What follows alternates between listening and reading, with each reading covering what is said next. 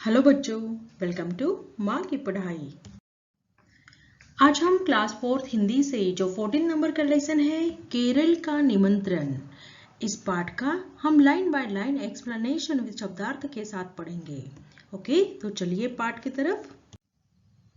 देखिए बच्चों, लेसन शुरू करने से पहले हम लेसन के नीचे जो शब्द अर्थ दिए हुए हैं उसके बारे में हम पढ़ेंगे और जब मैं लेसन को पढ़ाऊंगी उस वक्त सारे कठिन शब्दों के अर्थ यानी मीनिंग आपको इंग्लिश और हिंदी दोनों में भी अच्छे से समझा दूंगी।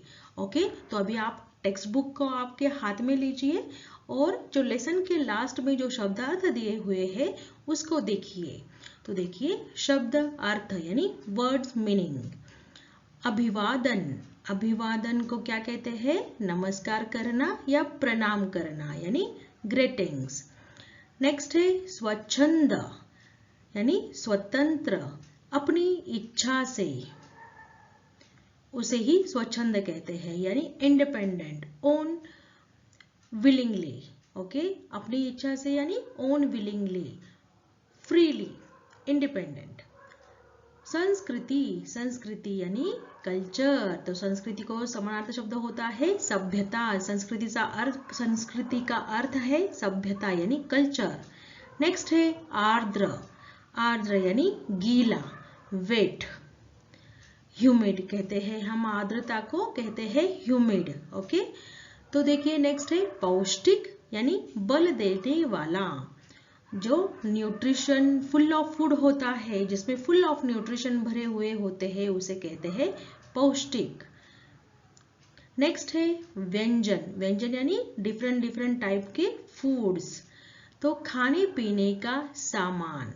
तो व्यंजन का अर्थ क्या होता है? खाने पीने का जो अलग अलग सामान है, अलग अलग जो फूड आइटम्स होते हैं उसे कहते हैं व्यंजन।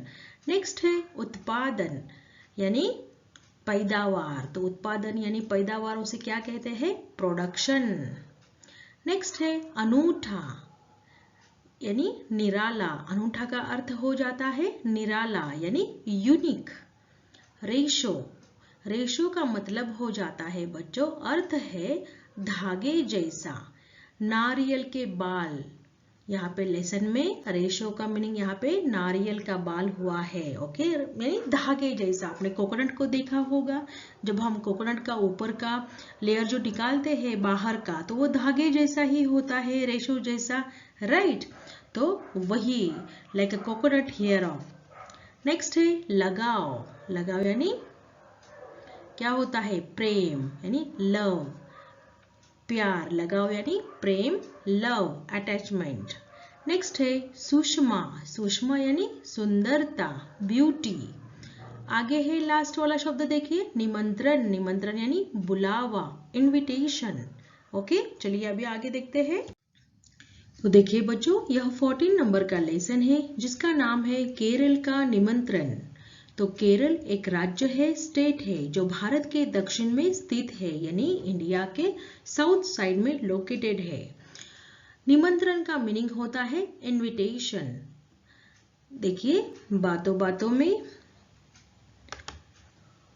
भारत के दक्षिण में कौन कौन से राज्य है? तो यहाँ पे देखिए भारत के साउथ साइड में, दक्षिण यानी क्या? साउथ में, ऐसे कौन कौन से स्टेट लोकेटेड है? Which are the state located in the south of the India? तो उत्तर में क्या होगा? कर्नाटक है, केरल है, तमिलनाडु है, तेलंगाना है, आंध्र प्रदेश है। ऐसे बहुत सारे राज्य है जो भारत के दक्षिण में यानी इंडिया के साउथ साइड में लोकेटेड है। आगे देखिए, हमारे देश का कौन सा राज्य साफ सफाई और साक्षरता के लिए प्रसिद्ध है? तो यहाँ पे देखिए साफ सफाई यानी क्लेनलीनेस, साफ सफाई यानी क्लेनलीनेस, और साक्षरता यानी लिटरेसी। तो हमारे इंडिया में ऐसा कौन सा स्टेट है जो साफ सफाई के लिए और साक्षरता के लिए फेमस है? तो उसका उत्तर होगा केरल। कौन सा है? केरल स्टेट ऐसा है जो क्लेनलीनेस के लिए और साक्षरता के लिए यानी लिटरेसी के लिए फेमस है। यहाँ पे सारे राज्यों में से सबसे ज्यादा एजुकेटेड पीपल आपको यहाँ पे मिलेंगे और सबसे ज्यादा साफ सफाई का वाला राज्य भी यही है। ओके, आगे देखिए, भारत में प्राकृतिक सौंदर्य बिखरा पड़ा है। प्राकृतिक सौंदर्य यानी नेचुरल ब्यूटी। तो natural beauty is scattered in India. बहुत जहां पे जाओगे आपको नेचुरल ब्यूटी आपको इंडिया में दिखाई देगी। इसकी प्रत्येक राज्य की अपनी एक विशेषता है। तो यानी जो प्रत्येक जो स्टेट है भारत का वह अपना एक स्पेशलिटी बताता है, जिसकी वजह से जो उसे अन्य राज्यों से अलग पहचान दिलाती है। तो हर एक स्टेट अलग अलग अपनी पहचान दिखाता है। तो each of its state has its own characteristic which make it different from other states। तो ऐसे ही केरल का प्राकृतिक सौंदर्य यानी केरल्स नेचुरल ब्यूटी, प्राकृतिक सौंदर्य यानी केरल्स नेचुरल ब्यूटी, खान पान यानी केरल्स फूड, वेशभूषा, वेशभूषा यानी कॉस्ट्यूम, त्योहार फेस्टिवल, नृत्य यानी डांस सैलानियों को आकर्षित करते हैं। तो ये डांस अट्रैक्ट टूरिस्ट, सैलानी यानी टूरिस्ट, आकर्षित करते हैं यानी अट्रैक्ट करती है। ओके, तो चलिए अभी यहाँ से लेसन शुरू हो जाता है बच्चों। तो यहाँ पे लिखा है देखिए, मैं ओमना हूँ। भारत के दक्षिण में स्थित सुंदर केरल प्रदेश में रहने वाली एक बालिका। तो यहाँ पे एक गर्ल है जिसका नाम है ओमना। तो वह कहाँ रहती है? भारत के दक्षिण में यानी साउथ साइड में केरल प्रदेश में यानी केरल राज्य में रहती है। तो देखिए, I am ओमना, a girl living in the beautiful state of Kerala located in the south of India. वह आगे कहते हैं देखिए, मेरी धरती यानी मेरी लैंड जो है, नदी यानी रिवर, नहरों यानी कैनल्स और झीलों यानी लेक की धरती है। तो वह आगे कहती है कि my land is the land of rivers, canals and lakes. तो यहाँ पे केरल में वह कहती है कि बहुत सारी नदियां हैं, नहरें हैं और झीलें भी है यानी लेक्स है, कैनल्स है और रिवर यहाँ पे है केरल में। चारों ओर हरियाली ही हरियाली है, हरियाली यानी ग्रीनरी। तो वह कहती है कि there is a greenery all around, जहाँ पे भी देखो आपको हरियाली ही हरियाली दिखाई देगी। तुम भी केरल यात्रा कर मेरे प्रदेश की शोभा देखो।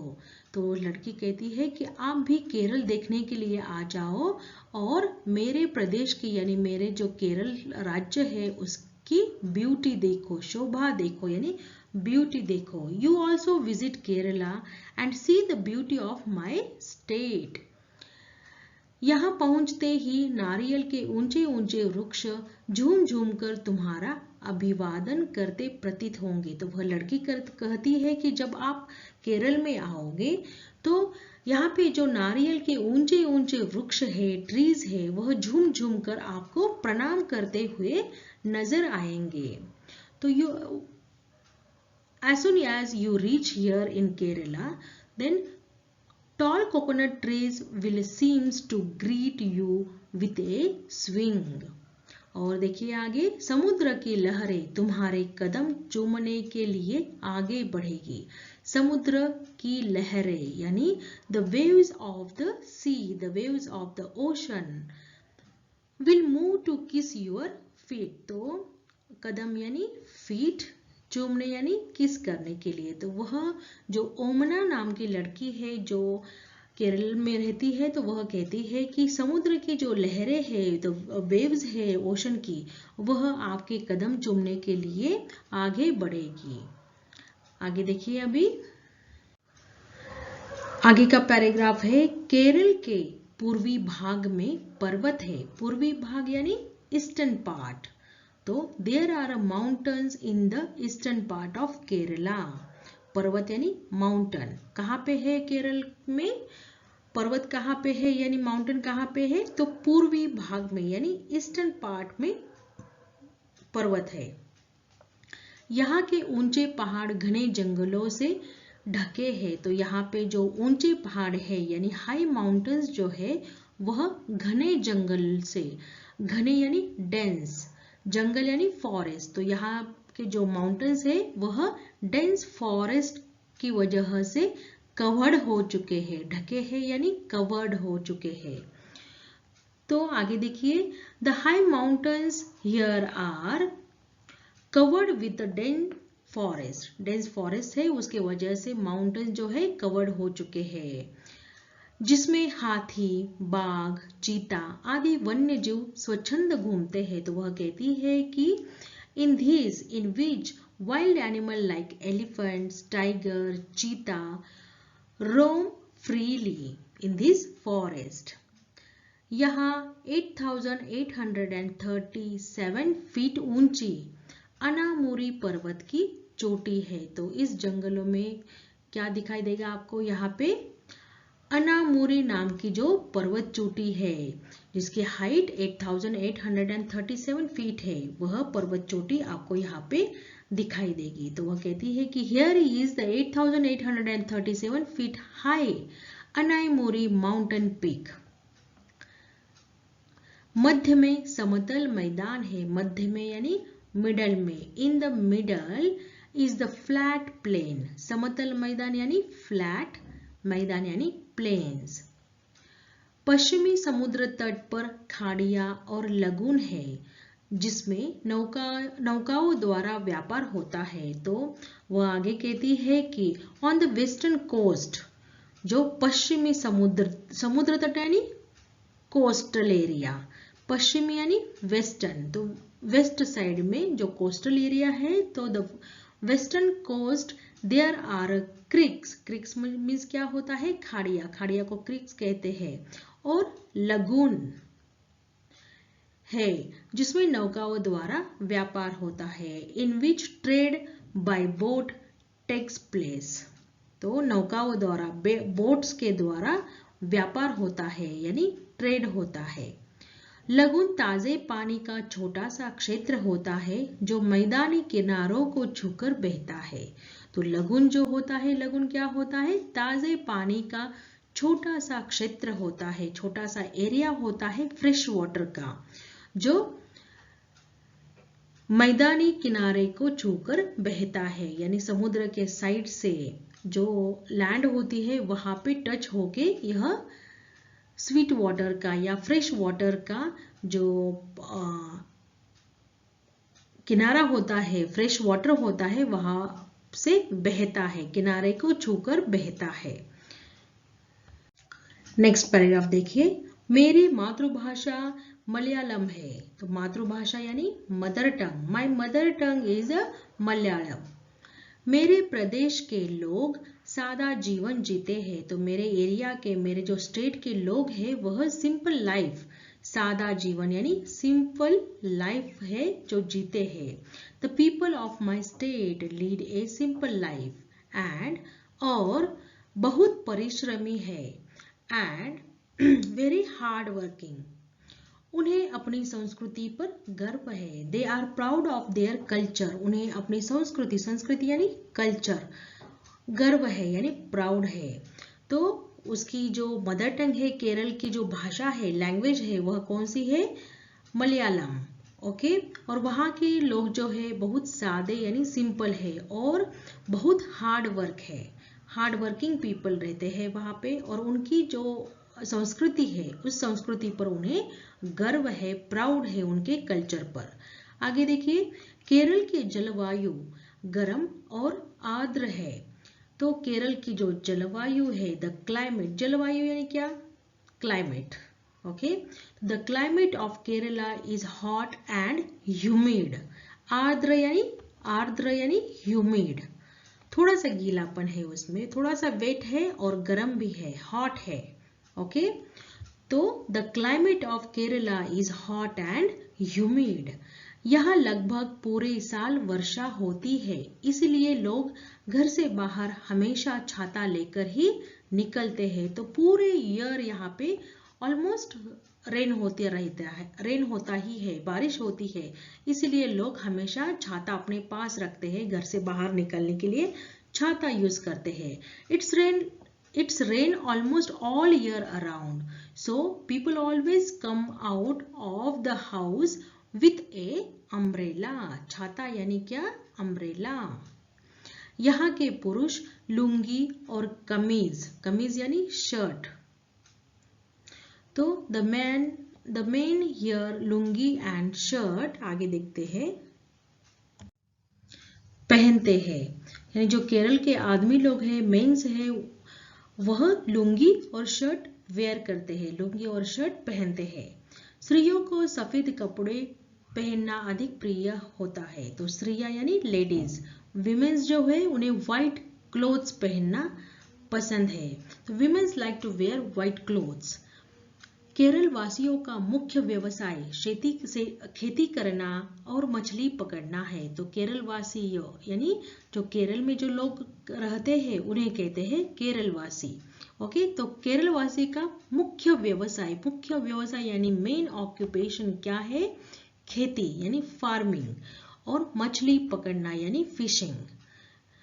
यह उनका मुख्य व्यवसाय है, मेन ऑक्यूपेशन है। आगे देखिए, हमारा प्रिय भोजन है चावल और मछली। तो वह जो लड़की है ओमना, वह आगे कहती है कि हमारा फेवरेट फूड है, प्रिय भोजन यानी फेवरेट फूड है चावल, राइस और मछली यानी फिश। यहाँ खाए जाने वाले डोसा, इडली, सांबार, अवियल, उपमा, उत्तपम जैसे पौष्टिक भोजन तो आज देश भर में पसंद किए जाते हैं। तो वह लड़की कहती है कि यह सारे जो भोजन है जो साउथ इंडिया में पकाए जाते हैं, केरल में पकाए जाते हैं, यह फूड जो है वह कैसे है? पौष्टिक है यानी न्यूट्रिशन युक्त है, न्यूट्रिशन भरा हुआ है इस फूड में। और यह ऐसा फूड, न्यूट्रिशन युक्त फूड आज पूरे देश भर में लोग पसंद करते हैं। मेरी माँ केले और कटहल से भी अनेक प्रकार की व्यंजन तैयार करती है। तो वह लड़की कहती है, ओमना ऐसे कहती है कि मेरी माँ यानी उसकी जो माँ है वह केले यानी बनाना और कटहल यानी जैक फ्रूट से अलग अलग प्रकार के फूड आइटम बनाती है, व्यंजन यानी फूड आइटम तैयार करती है। आगे देखिए, ओणम हमारा प्रमुख त्योहार है। तो केरल का मेन फेस्टिवल कौन सा है? तो वह है ओणम। यह उनका मेन फेस्टिवल है, प्रमुख त्योहार है। यह अगस्त के अंतिम सप्ताह अथवा सितंबर के आरंभ में मनाया जाता है। तो यह जो फेस्टिवल है यह अगस्त के एंड में या अगस्त के लास्ट वीक में या सितंबर के फर्स्ट वीक में या बिगिनिंग में, सितंबर के बिगिनिंग में मनाया जाता है। उस दिन केरल की छटा देखने योग्य होती है। तो इस दिन ओणम फेस्टिवल जब होता है उस दिन केरल को सारे लोग अच्छे से सजाते हैं, अपने घर को, अपने एरिया को। तो केरल राज्य की जो सजावट है वह देखने लायक होती है इस ओणम फेस्टिवल के दिन। ओणम के दिन सवेरे ही मैं नहा धोकर ढेर सारे फूल चुन लाती हूँ। तो वह कहती है कि ओणम के दिन मॉर्निंग में मैं बाथ लेती हूँ और उसके बाद बहुत सारे फूल जो है, फ्लावर्स जो है, उस फ्लावर्स को कलेक्ट कर कर लेके आती हूँ। मेरी माँ उनसे सुंदर रंगोली सजाती है। तो उस फ्लावर का यूज करके उसकी माँ जो है सुंदर रंगोली बनाती है, डेकोरेट करती है रंगोली को विद दैट फ्लावर्स। उस दिन यहाँ नौका दौड़ का आयोजन होता है। तो उस ओणम के दिन, ओणम जो उनका त्योहार है, फेस्टिवल है, उस दिन नौका दौड़ का आयोजन किया जाता है, यानी बोट रेस का ऑर्गेनाइज किया जाता है, बोट रेस को यहाँ पर। तथा हाथियों का जुलूस भी निकाला जाता है। तो यहाँ पे हाथियों का जुलूस यह भी केरल में निकाला जाता है ओणम फेस्टिवल पर। मंदिरों में कथकली नृत्य होता है। तो यहाँ पे टेम्पल में कथकली नृत्य परफॉर्म किया जाता है। कथकली नृत्य यह केरल का नृत्य है। ओके, कौन सा नृत्य है? कथकली। और कौन सा प्रमुख त्योहार है? ओणम। ओके, तो मंदिरों में कथकली नृत्य, कथकली डांस परफॉर्म किया जाता है। नया वर्ष आरंभ होने की खुशी में विशु नामक त्योहार मनाया जाता है, यानी न्यू ईयर स्टार्ट होने की खुशी में यहाँ पे विशु नाम का त्योहार, विशु, उस त्योहार को क्या नाम दिया है उन लोगों ने, विशु। न्यू ईयर के शुरू में जो त्योहार मनाते हैं न्यू ईयर के लिए, उसका नाम है विशु। तो यह त्योहार मनाया जाता है। इस दिन घर के बड़े लोग छोटे को पैसे देते हैं, यानी इस दिन घर में जो एल्डर लोग होते हैं, बड़े लोग होते हैं, वह छोटे लोगों को, यानी घर में जो छोटे बच्चे होते हैं या छोटे लोग होते हैं या दादा दादी जो है, वह छोटे, अपने से छोटे छोटे एज में जो छोटे लोग हैं उन्हें क्या देते हैं, पैसे देते हैं, मनी बांटते हैं और नए वर्ष की शुभ होने की कामना करते हैं, यानी न्यू ईयर में सब कुछ शुभ होने की विश कर मांगते हैं, कामना करते हैं। अभी आगे देखिए, केरल प्रदेश मसालों का घर है। मसालों यानी spices. The state of Kerala is the home of spices. काली मिर्च यानी ब्लैक पेपर, लौंग यानी क्लव, इलायची, दालचीनी, जायफल, जावित्री का यहाँ खूब उत्पादन होता है, ज्यादा मात्रा में यहाँ पे प्रोडक्शन होता है, कल्टीवेट किया जाता है यह सारे स्पाइसेस। काजू की भी भरपूर खेती की जाती है। तो कैशूनट, काजू यानी कैशूनट को भी यहाँ पे ज्यादा मात्रा में कल्टीवेट किया जाता है, उसकी फार्मिंग की जाती है। नारियल और रबर के उत्पादन में भी मेरा प्रदेश बहुत आगे है। तो वह जो लड़की है ओमना, वह कहती है कि my state is also ahead in the production of coconut and rubber. आगे देखिए, मलयाली हस्तशिल्प अनूठा है। मलयाली हस्तशिल्प यानी हैंडीक्राफ्ट्स आर यूनिक। अनूठा का मीनिंग होता है यूनिक, हस्तशिल्प यानी हैंडीक्राफ्ट। तो मलयाली हैंडीक्राफ्ट्स आर यूनिक। स्त्रियां जो है यानी लेडीज जो है, जूट और नारियल के रेशों से सुंदर चटाइयाँ और टोकरियां बनाती है।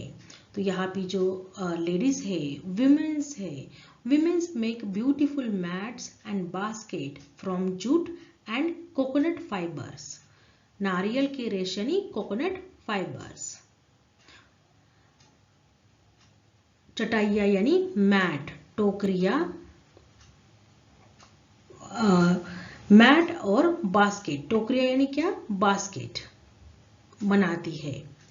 और मछली पकड़ने के जाल भी स्वयं ही बुनती है। तो फिश को कैच करने के लिए, पकड़ने के लिए जाल यानी नेट जो होता है वह भी खुद ही बनाती है। And weaves fishing net themselves, खुद ही बुनती है उस जालों को।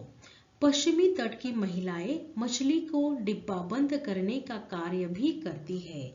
पश्चिम तट की यानी the womens of the west coast also do the work of canning the fish, यानी डिब्बा बंद करना, मछली को डिब्बा बंद करना, उसमें उसको कैन में डालकर उसको क्लोज करना, वह भी कार्य विमेन करती है यहाँ पर। ये डिब्बाबंद मछलियां न केवल भारत के विभिन्न भागों में भेजी जाती है, अपितु विदेशों में भी इसकी बहुत मांग है। तो यहाँ पे देखिए, यहाँ पे जो औरतें हैं, जो स्त्रियां हैं, वह क्या करती है, फिश को यानी मछली को डिब्बे के अंदर बंद करके पूरे देश भर में पहुंचाती है। विभिन्न देश के विभिन्न भागों में इन डब्बों को भेजा जाता है। इंडिया में ही नहीं तो इंडिया से बाहर दूसरे कंट्री में भी इस डिब्बाबंद फिशों की बहुत ज्यादा मांग है, डिमांड है। ओके, तो this canned fish are not only sent in the different part of the India, but they are in great demand in foreign countries as well. Okay, आगे देखिए, अभी विदेश यानी फॉरेन कंट्री में भी उसकी ज्यादा डिमांड है, ज्यादा उसकी मांग है यानी डिमांड है। मुझे इस बात पर गर्व है कि मेरा प्रदेश शिक्षा के क्षेत्र में सब प्रदेशों से आगे है। शिक्षा यानी एजुकेशन के क्षेत्र में सबसे आगे है। इस बात पर उस लड़की को, जो ओमना नाम की लड़की है, उसको इस बात पर गर्व है कि उसका स्टेट एजुकेशन के मामले में सबसे आगे है। I am proud that my state is ahead of all the state in the field of education. तो शिक्षा का क्षेत्र यानी field of education. विद्या को हम प्रमुख गहना मानते हैं, यानी जो एजुकेशन है, विद्या है, तो वह कंसिडर करते हैं कि मेन गहना यानी मेन ज्वेल उसको कंसिडर करते हैं, किसे? विद्या को, उसको ही वह अपना प्रमुख गहना मानते हैं, किसे? विद्या को। अपने ज्ञान, अनुभव और परिश्रम के कारण मलयाली लोग देश विदेश में उच्च स्थानों पर है। तो अपने ड्यू टू देयर नॉलेज, ज्ञान यानी नॉलेज, अनुभव यानी एक्सपीरियंस, एंड हार्ड वर्क, परिश्रम यानी क्या? हार्ड वर्क के कारण, due to their knowledge, experience and hard work, Malayalis are in the high places in the country and abroad. वो हाई पोस्ट पे यहाँ के लोग जो है वह इंडिया में भी है और इंडिया से बाहर दूसरे कंट्री में भी वह अच्छे से जॉब करते हैं हाई पोस्ट पर। ओके, वे कहीं भी रहे, उनके मन में अपने देश और प्रदेश के लिए अद्भुत लगाव बना रहता है। तो वह कहीं भी रहे, इंडिया में रहे या इंडिया से बाहर रहे, लेकिन अपने कंट्री के लिए उनके मन में अद्भुत प्यार है। Wherever they live, they have a wonderful attachment to their country and state. अद्भुत यानी वंडरफुल लगाव यानी अटैचमेंट उसकी अपने कंट्री के साथ, अपने देश के साथ है। प्राकृतिक सुषमा से भरा इस प्रदेश की यात्रा का मैं तुम्हें निमंत्रण देती हूँ। तो यहाँ पे देखिए वह जो लड़की है ओमना, वह केरल की नेचुरल ब्यूटी दिखाने के लिए आप सबको क्या दे रही है? निमंत्रण दे रही है, यानी इनविटेशन दे रही है कि केरल यात्रा, ये केरल प्रदेश की यात्रा करने के लिए वह जो ओमना लड़की है वह आपको इनवाइट कर रही है, इनविटेशन दे रही है। ओके, तो इसी के साथ यह लेसन हमारा खत्म हो जाता है बच्चों। तो इस लेसन के जो क्वेश्चन आंसर है वह मैं उसका लिंक आपको डिस्क्रिप्शन बॉक्स में डाल दूंगी, आप देख लेना। तो इसी के साथ हमारा यह लेसन यहाँ पे खत्म हो जाता है बच्चों। आई होप आपको यह वीडियो पसंद आया होगा। अगर पसंद आया हो तो एक लाइक कीजिएगा, अपने फ्रेंड्स के साथ शेयर कीजिएगा और मेरे चैनल को सब्सक्राइब जरूर कीजिएगा। Thank you.